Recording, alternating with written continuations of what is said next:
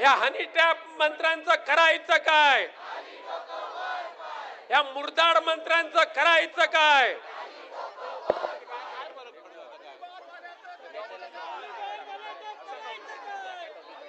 आज आज आज संपूर्ण महाराष्ट्रामध्ये, मुंबई सहित संपूर्ण महाराष्ट्रामध्ये या भ्रष्टाचारी आणि कलंकित मंत्र्यांची हकालपट्टी करा ही मागणी घेऊन शिवसेना उद्धव बाळासाहेब ठाकरे या पक्षाचे लाखो कार्यकर्ते रस्त्यावर उतरलेले आहेत, अगदी चांदा ते बांदापर्यंतच्या सर्व जिल्ह्यांमध्ये.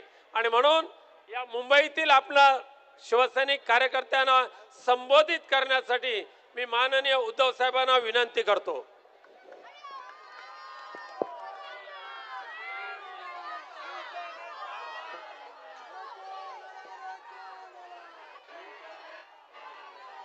जमलेल्या माझ्या तमाम हिंदू बांधवांनो, भगिनींनो आणि मातांनो, आज संपूर्ण महाराष्ट्र जागा झालेला आहे. महाराष्ट्राच्या प्रत्येक जिल्ह्यात, प्रत्येक शहरात या भ्रष्टाचारांच्या विरुद्ध शिवसेना रस्त्यावरती उतरलेली आहे. सत्ताधाऱ्यांशी संघर्ष करायला मर्द लागतो आणि तो मर्द आपल्या शिवसेनेत आहे. आता तुम्ही ज्या घोषणा दिल्या या भ्रष्टाचारांचं करायचं काय, पण डोकं असेल तर ना, कारण बिन डोक्याचे आणि नुसते पाय आहेत. सुरतेला पळून जायला, गुवाहाटीला पळून जायला डोकं कुठे आहे? नुसते खोके. डोकं नाहीच आहे, बरोबर आहे, डोक्याच्या ऐवजी खोके आहेत. त्याच्यामुळे ते खोके घेऊन बसलेत. खरोखर आपण आताही जे काही सगळे बोर्ड घेतलेत, कायद्याचे रक्षक बनले, रक्षक बनले भक्षक, सगळे मुखवटे आहेत. एकूण जर का विचार केला तर आज दिल्लीमध्ये महाविकास आघाडी, इंडिया आघाडीतर्फे सर्व खासदारांचा मोर्चा हा निवडणूक आयोगावरती चाललेला आहे, पण त्यांना पोलीस अडवतात असं मी आता ऐकलं. आपण भ्रष्टाचाराच्या विरुद्ध रस्त्यावरती उतरलेलो आहे.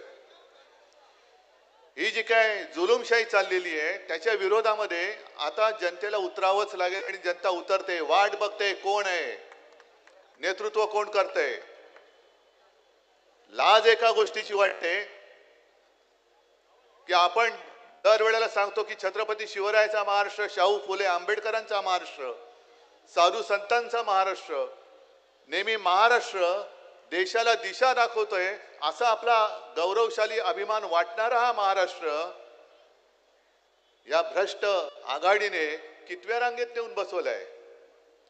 पाठीकडे एकदम भ्रष्टाचारात नंबर 1 पहिल्या रांगेत भ्रष्टाचाराची रांग लावली तर महाराष्ट्र पहिल्या रांगेत, पण विकास आणि नीतिमत्ता पाहिली तर महाराष्ट्र शेवटच्या रांगेत. अरे खरोखर लाज वाटते आम्हाला तुमची. आपलंही ज्या वेळेला सरकार होतं, मनोहर जोशी मुख्यमंत्री होते, आजपर्यंतची अशी एक परंपरा आहे की कोणत्याही मंत्र्यावरती आरोप झाले तर त्याची जबाबदारी घेऊन किंवा त्याची जबाबदारी त्याला देऊन त्या मंत्र्याचा राजीनामा घेतला जातो आणि चौकशीला सामोरं जावं लागतं. मी सुद्धा मुख्यमंत्री असताना राजीनामे घेतले. एक मंत्री तुम्हाला माहिती आहे कोण, अत्यंत वाईट आरोप होते, महिलेवरचे आरोप, बरोबर ना. त्याला सुद्धा वनवासात पाठवला होता ना, वनमंत्री होता, वनवासात पाठवला होता. अगदी केंद्रामध्ये सुद्धा अशा काही घटना घडलेल्या आहेत.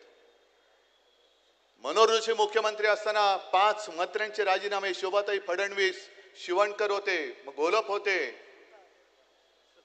सुतार होते आणि आणखीन एक कोणतरी होते, रवींद्र माने, आपलेच होते काही. पण तरी देखील तेव्हा शिवसेना प्रमुखांनी सांगितलं होतं की असं नाही चालायचं, जनतेच्या मनात संशय आहे, तुम्ही निर्दोष आहात ना, राजीनामा द्या, चौकशीला सामोरे जा, त्याच्यात निर्दोष असलात तर मी तुम्हाला पुन्हा मंत्रिमंडळात घेईन. याला म्हणतात कारभार,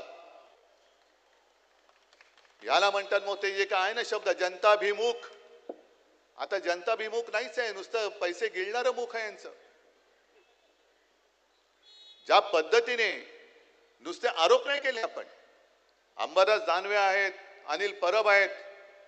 पुराव्यानिशी सभागृहामध्ये यांची लखतर आपण वेशीला टांगली होती. पुराव्यानिशी कोण डान्स बार चालवते, आमचा मंत्री. कोण बॅगा घेऊन बसले, हा आमचा मंत्री.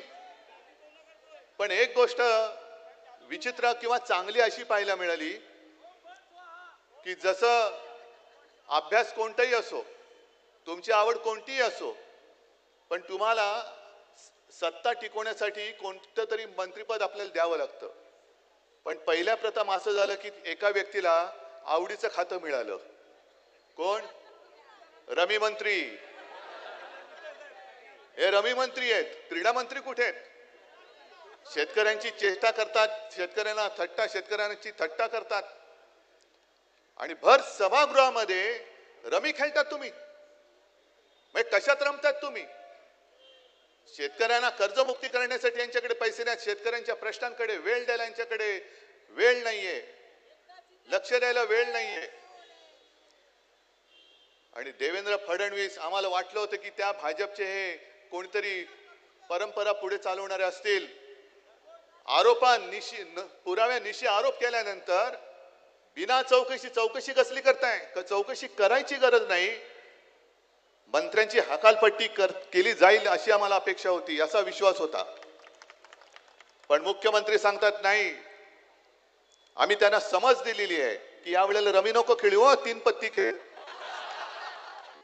ही समज कोणती समज नाही, समज देऊन सोडून देण्यात आलेले आहे की पुढच्या वेळेला बॅग उघडी टाकू नको, बॅग बंद ठेव. पुढच्या वेळेला तू सावली बार नेऊ ठेवू नको, भर उन्हाचा बार काढ. हे बघा आलं ऊन. सावलीमध्ये डान्स बार नको, उन्हामध्ये डान्स बार कर. आम्ही समज देऊन त्यांना सोडून दिलेले आहे. पुन्हा असं करायचं नाही. ठीक आहे, चांगली गोष्ट आहे. जर तुम्ही या भ्रष्टाचारांना पुरावे देऊन सुद्धा केवळ समज देऊन सोडून देणार असाल तर मग आमच्या उपराष्ट्रपतींना तात्काळ राजीनामा घेऊन त्यांना वनवासात का पाठवलं? धनखड कुठे आहेत? जगदीश धनखड अजून नुसतं ऐकलंय, राजीनामा का घेतला त्यांचा, त्यांनी राजीनामा का दिला? कारणच नाही समोर आलेलं. मी जेव्हा दिल्लीत गेलो होतो तेव्हा मला असं सांगितलं की धनखड हे या सरकार विरुद्ध काहीतरी कारस्थान करत असतील किंवा होते, हा संशय आला म्हणून त्यांना तडकाफडकी काढलं आणि गायबच केलं आणि गायब केलं. मग धनखडना का नाही समज दिली हो की पुन्हा असं करायचं नाही, केलं तर मारीन, पट्टीने मारीन मी तुम्हाला, हा अंगठे धरून उभं करीन तुम्हाला मी. ही समज धनखडना का नाही दिली? आणि धनखड गायब. म्हणजे जसं चीनमध्ये चाललेलं आहे, चीनमध्ये तुम्ही कळत किंवा नकळत असं म्हणतात की तिथल्या सरकार विरुद्ध कोण बोललं तर 2 ते 3 दिवसात तो माणूस अदृश्य होतो, कुठे जातो तेच कळत नाही. आज आमचे उपराष्ट्रपती, अजून नवीन उपराष्ट्रपती झालेले नाहीत, त्यांनी राजीनामा जरी दिला असला तरी मग माझी म्हणा किंवा नवीन उपराष्ट्रपती नेमले गेलेले नाहीत म्हणून उपराष्ट्रपती म्हणा आहेत कुठे ते तरी दाखवा. कारण त्यांनी राजीनामा देताना कारण काय सांगितलं? तब्येत बिघडली. मग कोणत्या हॉस्पिटलमध्ये आहेत? कोणता डॉक्टर त्यांना उपचार करतोय? का तुम्ही डायरेक्ट त्यांचं ऑपरेशन केलंय? काय नेमकं धनखडांचं झालंय काय? आणि म्हणूनच की ज्या दिशेने हा राज्यकारभार चाललेला आहे, ज्या दिशेने आपला देश, आपला महाराष्ट्र चाललेला आहे, आज परत एकदा आपल्या खांद्यावरती जबाबदारी आलेली आहे. हे जरा वेगळं आंदोलन आहे, हे शिवसेना स्टाईलचं आंदोलन नाहीये. शिवसेना म्हटल्यानंतर कसं आंदोलन होतं हे आपल्याला माहिती आहे. पण आज मी तुम्हाला सगळ्यांना, म्हणजे या इथून संपूर्ण महाराष्ट्रातल्या तमाम शिवसैनिकांना सांगतोय की 2014 साली ज्याप्रमाणे मोदींनी एक चाय पे चर्चा केली होती, तशी तुम्ही जिथे जाल, जिथे बसाल, चहाच्या टपरीवरती बसा, अगदी केस कापायला सलून मध्ये बसा, कुठल्याही रेस्टॉरंट मध्ये बसा, सावली बार सोडून कुठेही बसा. आता महाराष्ट्रामध्ये चर्चा करायची ती भ्रष्टाचार पे चर्चा होऊ द्या, भ्रष्टाचारावरती चर्चा. आणि जोपर्यंत हे भ्रष्टाचारी मंत्री काढले जात नाहीत तोपर्यंत आपलं आंदोलन थांबणार नाही, तोपर्यंत आंदोलन थांबणार नाही. मला देवेंद्र फडणवीसांची कीव येते. अरे 5वी बहुमत आहे, वरती तुमचे बाप जरी तिकडे बसलेत दिल्लीमध्ये, तरी सुद्धा तुमची हिंमत होत नाही भ्रष्टाचारानं काढायला. म्हणजे देवेंद्र फडणवीसांची जर का हालत पाहिली तर त्यांना म्हणजे स्वतः असं धरू की स्वतः काही भ्रष्टाचार केलेला नाही. मग का तुम्ही त्यांच्यासाठी बदनामी उडवताय? का तुम्ही त्यांच्यावरती पांघरून घालताय? काय तुमच्याकडे एवढ्या बहुमतामध्ये ज्याप्रमाणे जगातला सगळ्यात मोठा पक्ष भाजपा, भ्रष्टाचारी जनता पक्ष, त्यांच्याकडे अध्यक्ष करायला माणूस नाहीये, तसंच तुम्हाला हे भ्रष्ट मंत्री काढून दुसरे मंत्री तुमच्याकडे घ्यायला काय माणूस नाहीये? कोणाचा दबाव आहे तुमच्यावरती? देवेंद्र फडणवीसांनी जाहीर करावं की हे त्यांना पटते का, हा भ्रष्टाचार त्यांना पटतोय काय? पटत असाल तर मग बघू महाराष्ट्रातली जनता आहे आणि तुम्ही आहात, तुम्ही म्हणजे ते भ्रष्टाचारी. पण नसेल तर देवेंद्र फडणवीसांनी सांगायला पाहिजे की मला काढायचं हो, पण झालं असं की सहनही होत नाही आणि सांगता येत नाही. अशी परिस्थिती झाली, दबाव आहे माझ्यावरती. अरे द्या जुगारून दबाव. नाहीतरी तुम्ही मतांची चोरी केली त्याच्या विरुद्ध तिकडे दिल्लीमध्ये निवडणूक आयोगाच्या विरुद्ध मोर्चा निघतोच आहे. आणि काँग्रेसने त्यांना एक चांगला शब्द दिलाय, चीफ मिनिस्टर नाही, काँग्रेसने म्हटले थीफ मिनिस्टर, चोरांचा सरदार आहे. तर हे पाप, कारण ह्या संध्या कधीतरी मिळतात, कधीतरी मिळते. मला सुद्धा संधी नशिबाने अनपेक्षितपणाने मिळाली होती. तुमच्या सगळ्यांच्या आशीर्वादाने त्या कठीण काळात सुद्धा आपण सरकार चालवून दाखवलं, महाराष्ट्र वाचवून दाखवला. अरे सत्ता येते आणि सत्ता जाते, पण शेवटी इतिहासामध्ये तुमची नोंद काय होते ते महत्वाचं आहे. म्हणून फडणवीसांना सांगतो की जर तुमच्यामध्ये जरा जरी अभिमान, स्वाभिमान आणि धैर्य असेल तर वरचा दबाव बघू नका, तुमचा खालचा दबाव जर का इथून वाढला तर तुम्हाला महाराष्ट्रामध्ये पलटा भोई थोडी होईल.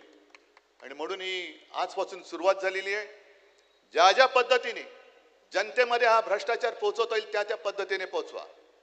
आधी गणपती उत्सव येतोय, पोहोचवा, त्याच्यामध्ये सुद्धा भ्रष्टाचारांच्या मंत्र्यांचे सगळे जे काय आहेत पुरावे त्याच्यानुसार सगळीकडे मांडा आणि त्यांना सुद्धा कळू द्या की आम्ही गणपती भक्त आहोत, या भ्रष्टाचारांचे अंधभक्त नाही आहोत.